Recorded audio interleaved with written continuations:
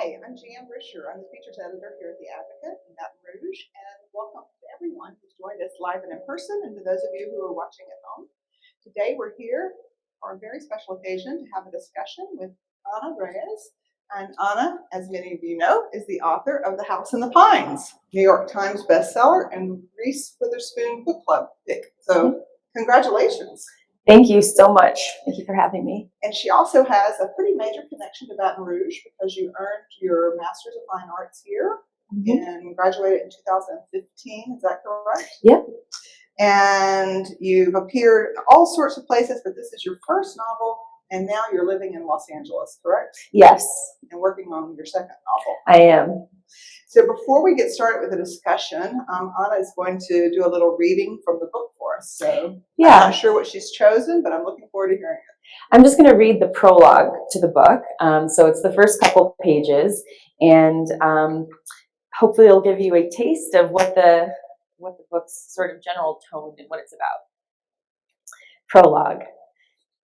Deep in these woods, there is a house that's easy to miss. Most people, in fact, would take one look and insist it's not there. And they wouldn't be wrong, not completely. What they would see are a house's remains, a crumbling foundation crawling with weeds, a house long since abandoned.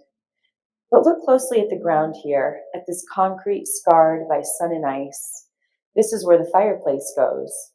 If you look deeply enough, a spark will ignite.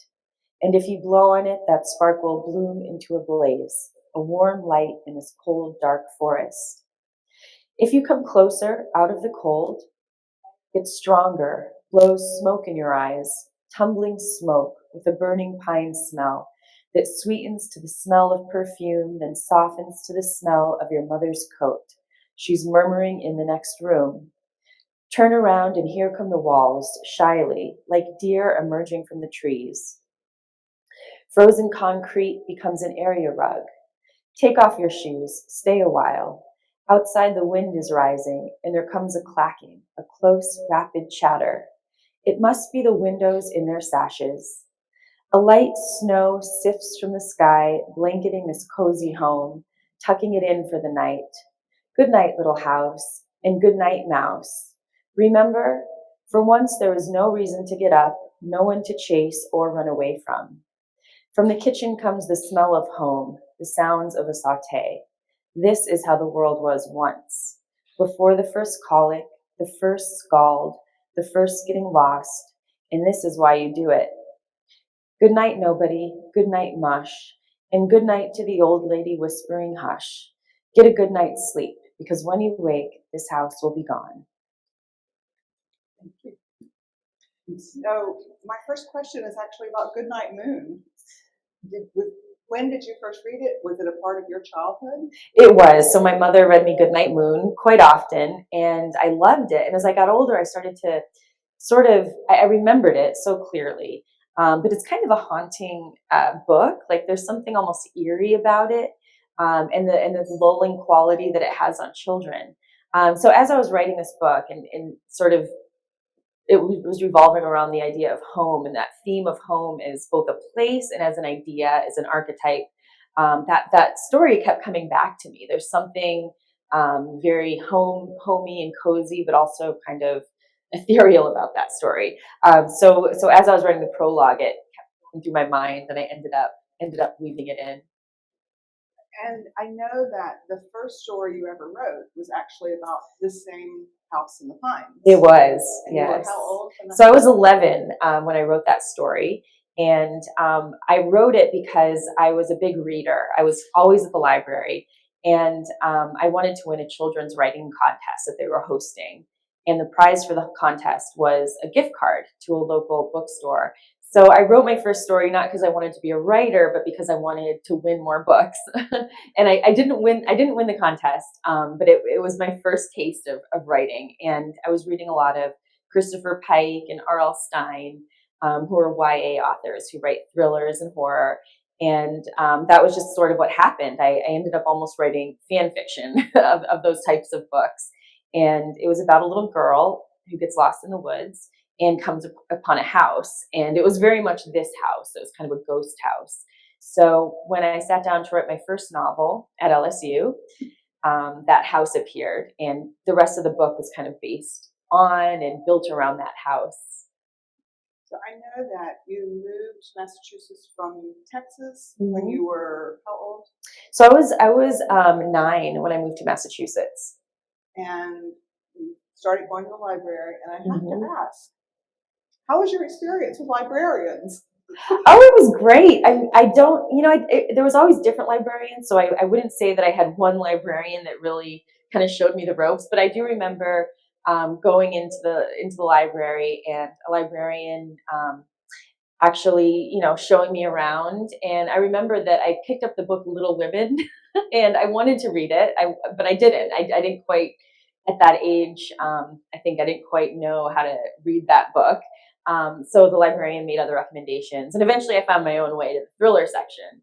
And that's when I started reading Christopher Pike and R.L. Stine. But yeah, it really was a great place to, especially as a new kid in town, to sort of be in community. And So how did you get the idea to add in the whole hypnotism element? yeah, that actually came a little bit later. So the very first draft of this book, which was written as my thesis when I was in the LSU MFA program, the very first draft had this house, but it was not. There was no hypnosis. The house was sort of in another realm, and Frank was kind of a magical figure.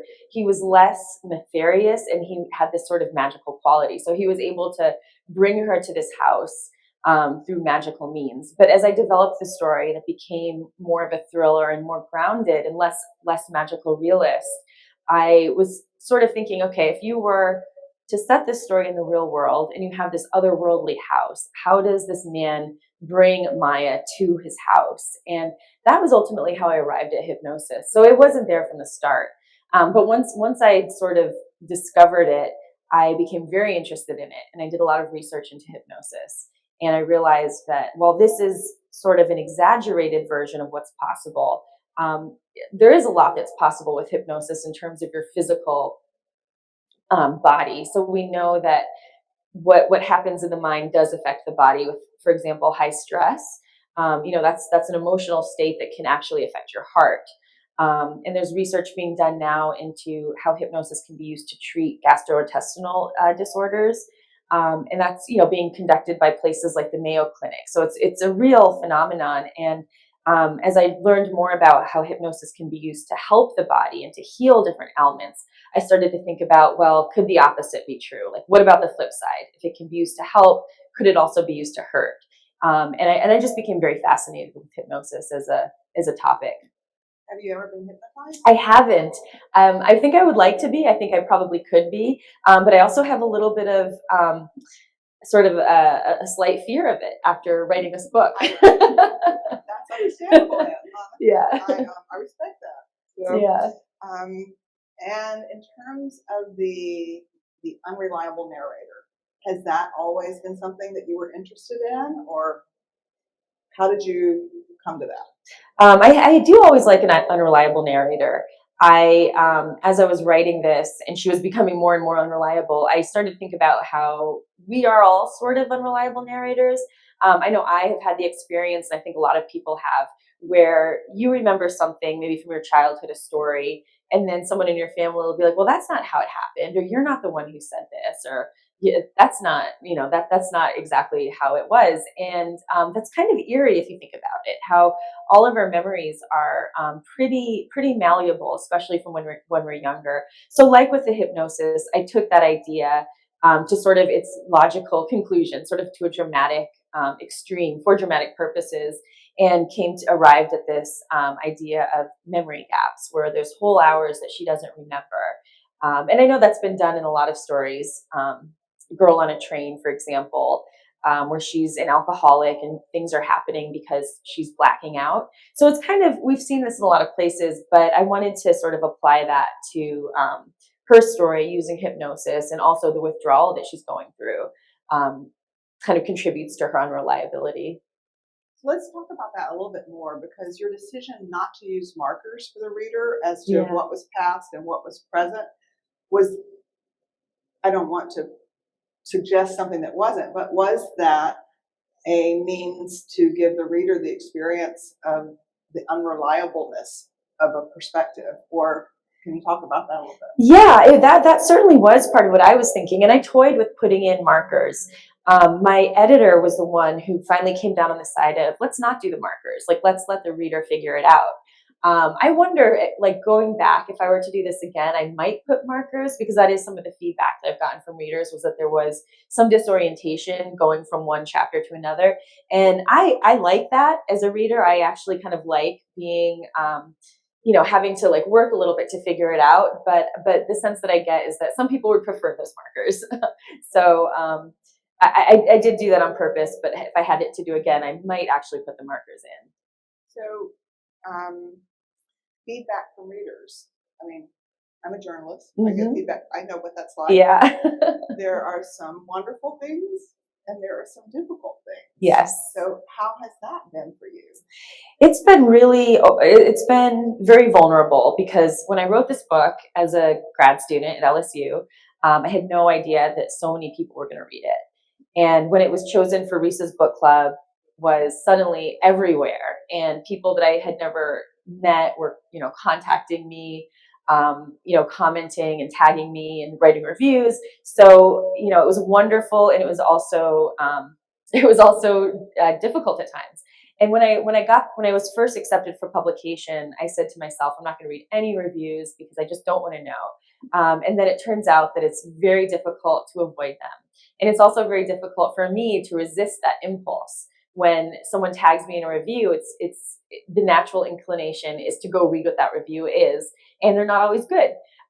So it's kind of been a learning experience where I'm learning to develop a thicker skin and just accept that, not everyone's going to like the book, and the people who do like the book, I'm going to try to focus on them, because, that's the audience. Those are the people who are likely to read my next book.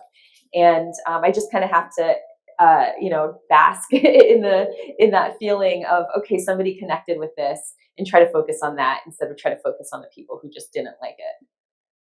So you mentioned your your agent. Mm-hmm. And when we had talked in January, right after the book came out, you mentioned to me that she encouraged you to creepy it up some. Yes. To add more creep factor too. So can you talk about how it changed? Yeah. So my agent, I have an incredible agent who works with some writers who I really admire, and her advice on my first draft was try to make it creepier, try to like lean into that thriller genre. And I didn't really know what that meant, even though I grew up reading thrillers. That's my favorite genre to read. I'd never really approached it as a writer. So, and that's not really something that was taught in the MFA program. That's more focused on the language and the writing and all stuff that's very important, but not necessarily very helpful for writing a thriller. So what I did was I read a lot of thrillers. I read Patricia Highsmith, I read Shirley Jackson, Gillian Flynn, a lot of the books that I'd read for fun before. I now went back and I mapped out what they were doing specifically. So, if someone does a red herring, I would map that out. And how does that red herring function to keep the reader in suspense? I mapped out foreshadowing. So specific passages where I found that the reader or the writer was alluding to something that would happen later, I made note of that. Cliffhanger endings, I made note of that. And then I took those same tools and I applied them to my own work. And I didn't change what was in the book. The topic, I added hypnosis later, but most of what was in the book is still here in the book. But I rearranged it, and I kind of inserted little things here and there to throw the reader off track. And I loved that process. I think that those tools are available to anyone. And I'm actually going to be teaching a class, an online class, in June about those tropes, because I learned so much just from reading and analyzing and just mapping out some of my favorite books. And that took you 7 years from start to finish. Was there ever a point, because whenever I'm working on a really big project, sometimes I get to the middle, and now I have enough experience to know the middle just is really hard. Yes. So was there a point where you felt like, oh, I'm just going to stop? Or... Yes, there was certainly multiple points when I wasn't sure I was going to continue with the book, because it is a marathon. And there are times when I would ask myself, like, is this worth it? Like, am I wasting my time on this? But what ultimately I realized was that I enjoyed writing this, so ultimately I decided, if it's never published, if nobody reads it, it will enrich my life. It's going to make me a stronger writer. It's going to make me a stronger person, because I learned I learned so much about not just writing thrillers, but about writing in general, and about myself, because you have to articulate so much of your own experience. This character started off very autobiographically, and as the story went on, she became less autobiographical because she became her own person, and now she bears little resemblance to me. But I did work through a lot while I was writing that first draft, especially. So I eventually went back to it all the times when I said that I wasn't. But I took off, months and really an entire year after I wrote it. After I graduated, I wasn't sure I was going to go back to it. So it took me about a year to decide to pick it up again and to try to revise it and get it into the hands of an agent. So I'm happy to hear that it strayed from your personal story in terms of... There's no Frank in my life. But in terms of Frank, speaking of, talk about his motives and like how, I know he must have gotten creepier as the story developed, but what happened to Frank? Yeah, that's a good question. So Frank's father, as you know, as I'm sure you all know, Frank's father developed the mode of hypnosis that he later turned into a murder weapon. And Frank is his victim. So he was a victim first, like so many perpetrators. He started out as a victim, and he learned his father's trade to hypnotize people against their will. And he was able to do it better than his father.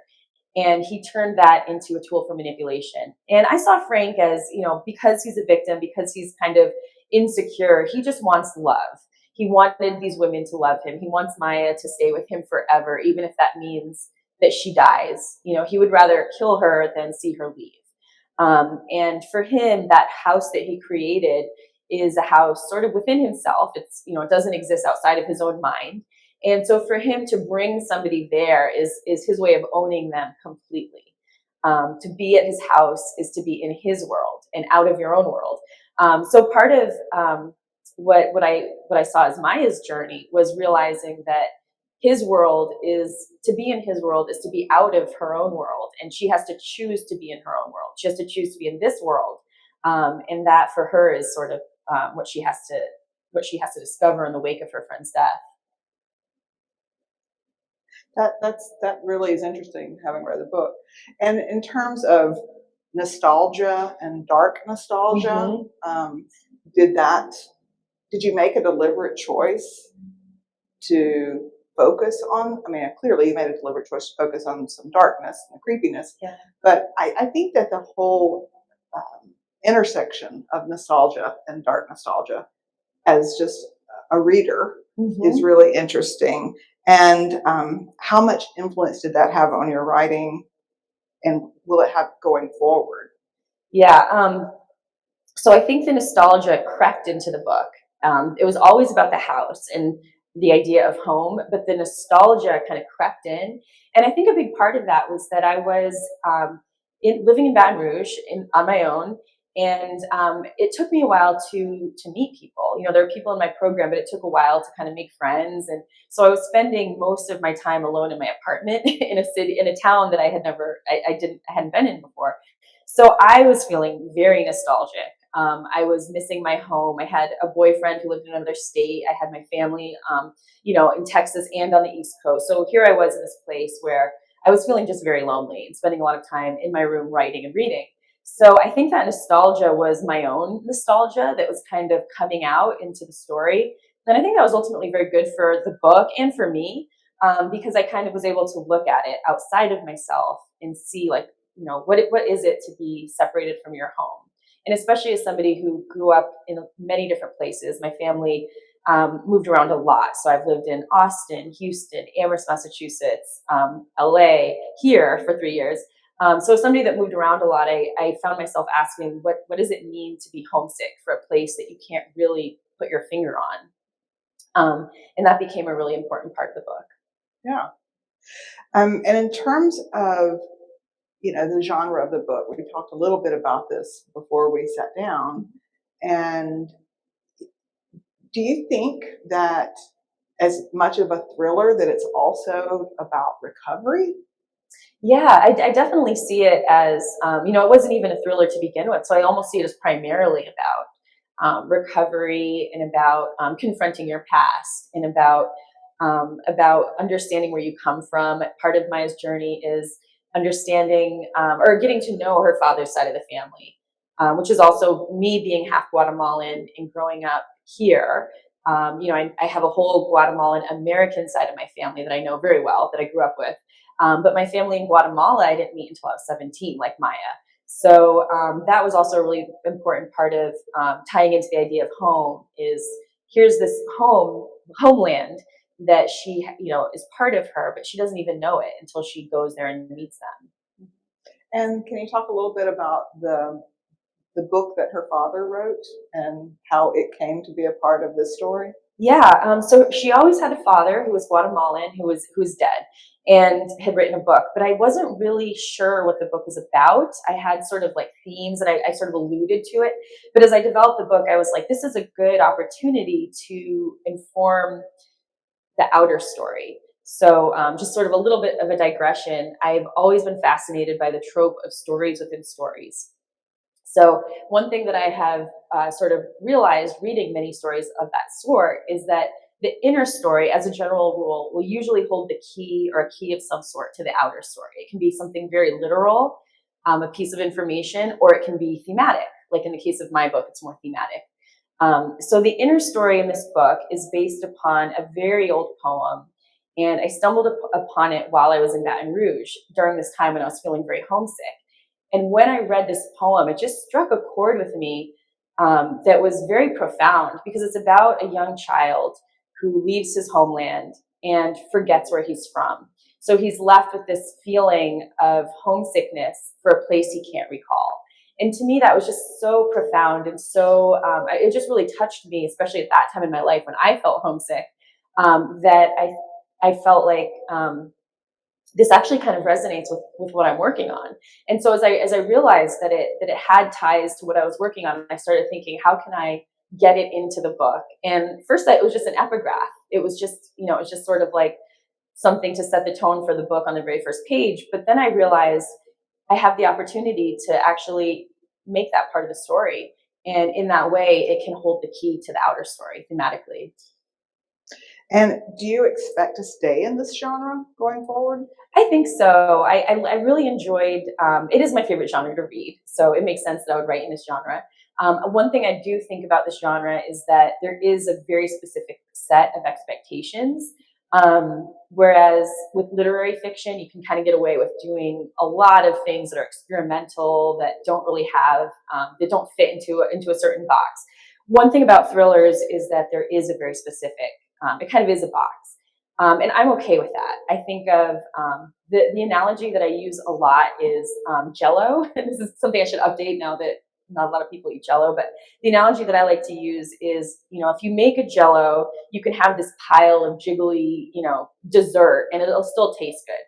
But if you put it in a mold, it's going to look nice, and more people are going to gravitate towards it. So that's kind of how I think about thrillers, is you can tell whatever story you want, but you do have to put it into a very specific shape. And I think I like that shape. I like that. In general, I kind of like a structure. So I probably will stick with this. Thriller equals Jell-O mold. Yes. You heard it here Remember first. that. Yes. All right. So when we talked in January, you mentioned that you were about 80 pages into your next book. Mm-hmm. How is that coming, and where are you now? So I took a little time off because a lot's been happening with this book. I did some touring. I've written some other things, for publication.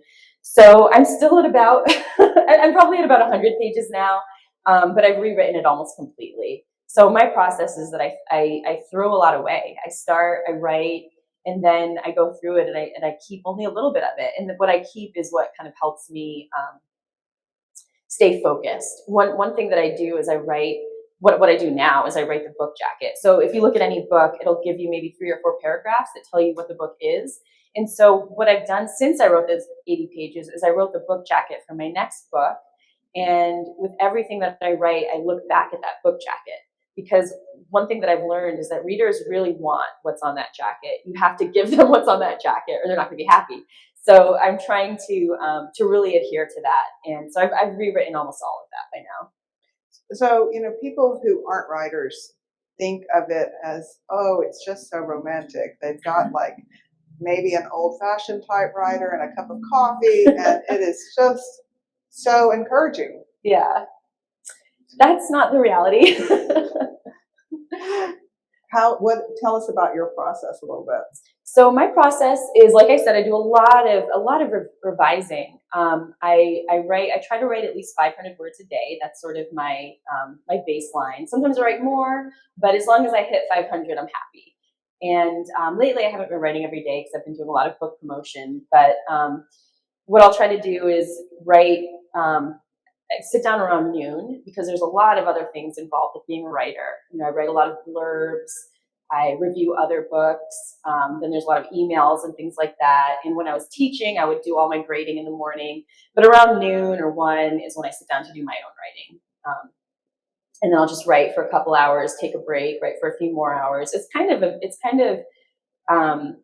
for me, I'm not able to sit down for more than 2 or 3 hours at a time and write. I don't know about you, but it's very taxing mentally. So I take a lot of breaks. And we are going to open the floor. I know that some people, I think, have some questions. So if you do, we'll take those for Ana now. You're brave. So do you think Frank's more of a psychopath? I do, yeah. I do think he's a psychopath. I think he doesn't care who he hurts. He just wants what he wants. So I would call him a psychopath. The question was, do you think Frank is more of a psychopath? And the answer was yes. Yes. All right. Anyone else have a question? Yes.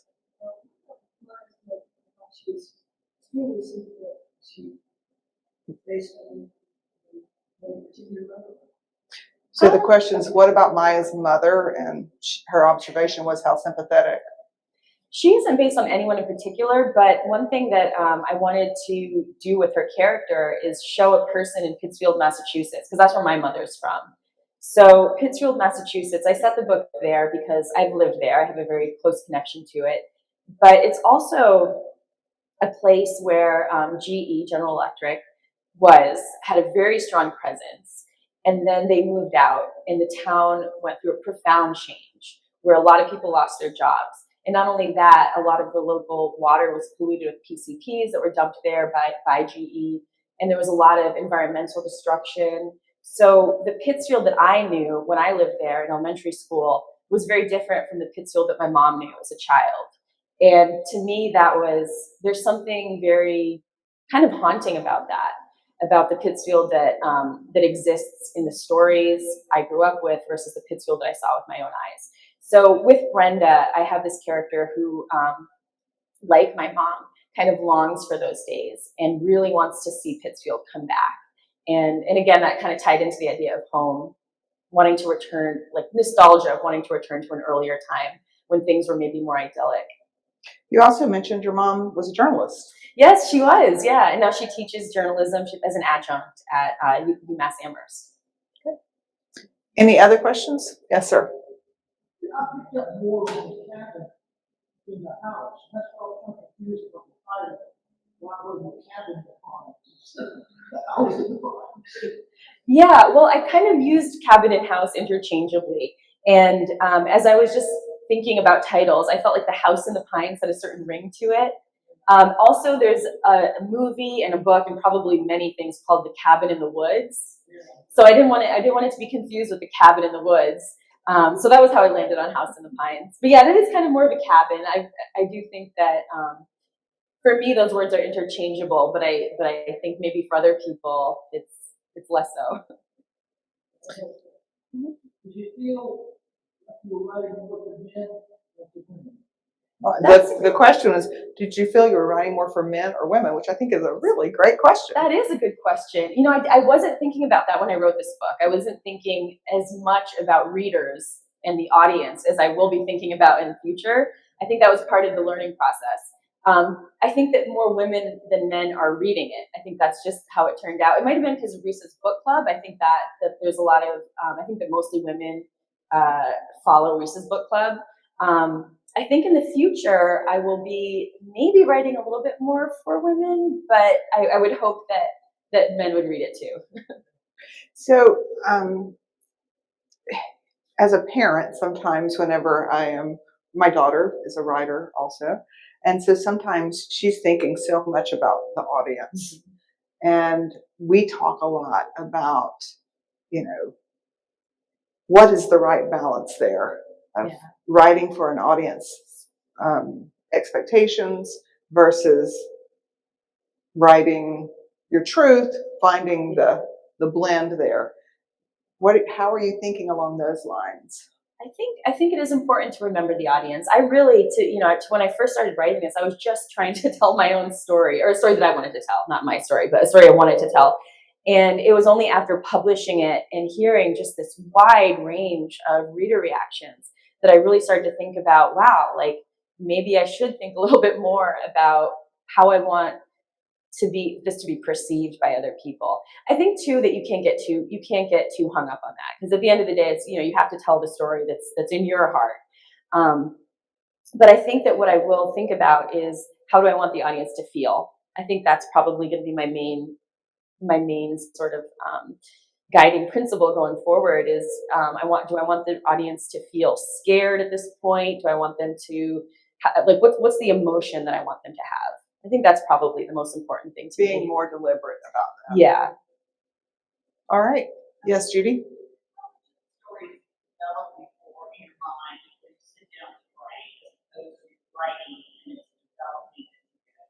I think a lot of it is in my head just throughout the day. I think one of the things I love about writing a novel as opposed to writing short stories is that you're working on it for so long that even when you're not writing, it's still in your head. You're thinking about it, and these characters became a part of my life. They felt like I knew Maya. So sometimes I would just sort of like as a way of thinking about the book, if I was in a situation where I had to make a decision, I would think, well, what would Maya do? and increasingly it became what I would not do. So that was part of developing her character. Yes.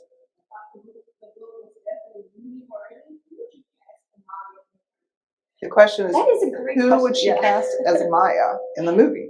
I would probably cast Zendaya because I really like her and I feel like she has like the right look. I haven't really thought about who I would cast as Frank. No one's asked me that yet. I don't know. I'd be curious to hear what other people would like to see. So, is it headed toward movie land?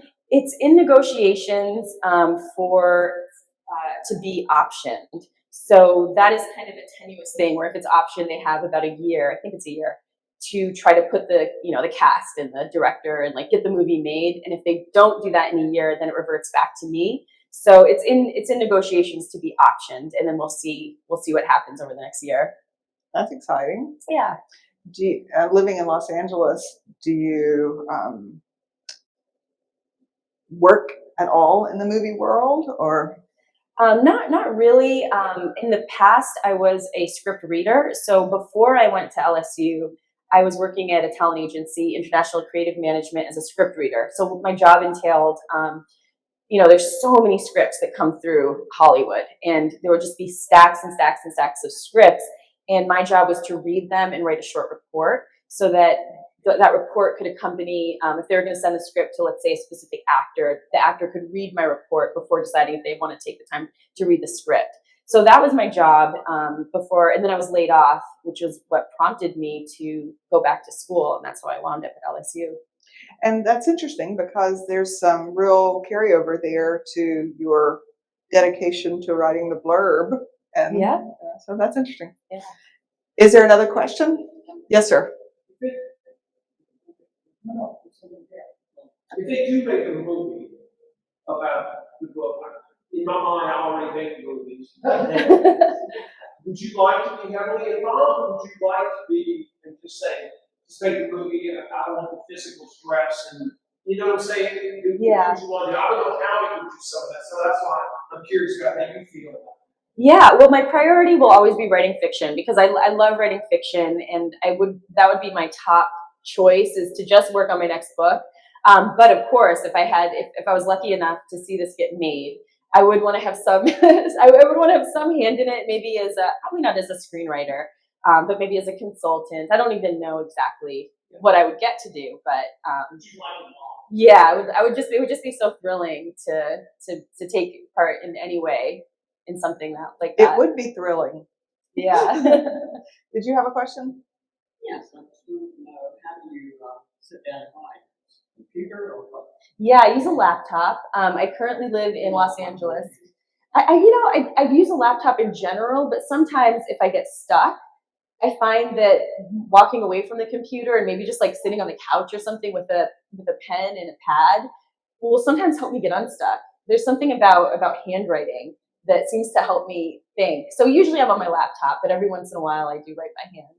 Do you have any other things that you do when you have a little block? That's the main thing. Not really. I mean, just stepping away from it, going for a walk or even just like, if it's like listening to some music and just kind of sitting there doing nothing. The worst thing to do is to go on social media. So that's what I'm trying to move away from. I've actually started blocking my internet during my writing hours so that if I get stuck, I can't, it's not a temptation to just start scrolling through Instagram. Respect. Yes, sir. This might be a little abstract, but everybody takes something from the book. I like the style of this beautiful writing, it just flows. But you don't answer all the questions. Right. You let the reader kind of get involved and answer some of the questions themselves. And I don't know if you did on purpose or that's just a style of writing or what, but I really enjoyed that part of it. Yeah, I think that is something that I did. I left some things open. But I really want to solve the main question of, did Frank kill these women and how did he do it? So once I had solved that, I sort of wrapped up the book leaving a little bit of mystery because I felt that it was scarier to think that Frank was still out there. I also felt once we knew that Frank did it, I started to think about how difficult it would be to prosecute someone like Frank because no crime like this has ever been committed. There's no precedent. And then as I was writing out the ending where he does get caught, I had him in an interrogation room and I started to think, well, wait a second, he's a hypnotist. He would probably hypnotize the interrogator and that would help him evade capture. So it just seemed so complicated to actually get him behind bars. And I felt like we had the answer. Readers aren't going to want to stick around for this whole other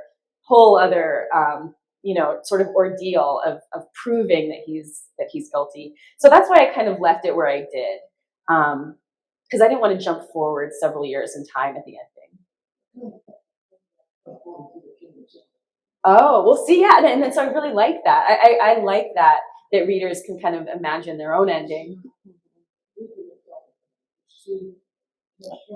Yeah. All right, we'll have one more question. Right? Why LSU for your MFA? Well, I just think Louisiana has such an incredible literary history. I love Southern Lit, and there's a few writers here. The writer who ended up being on my thesis committee, Jim Wilcox, is a writer who I just think is he's just incredible. And I had read one of his books shortly before deciding to come here. And added to that, it's a really well-respected program. It has funding for 3 years, which is not all MFA programs have that. It has enough funding that I was able to live here and not work while, I was teaching. Part of the program involves teaching, but I didn't have to have like another job. And I was able to dedicate myself to writing and reading. So yeah, LSU, I was thrilled to get in. We'll pay homage to Jennifer Davis, who is in charge of the MFA program at LSU. And I know that one of her mantras is "kill your darlings." Yes. Yeah. And which is so difficult to do. It is. because you kind of do develop real relationships with Yeah. with your characters. So Yeah, absolutely. Yeah, she had so much good advice, and she is herself a writer who has a book out now called We Were Angry. And anyone who's interested in reading short stories, these are set in Alabama, and it's just some of the best writing that I've read in such a long time. And that's out right now. We Were Angry. well, thank you so much. We Thank really you. appreciate you being here. We're glad you came back to Baton Rouge. This is your first time back since 2015.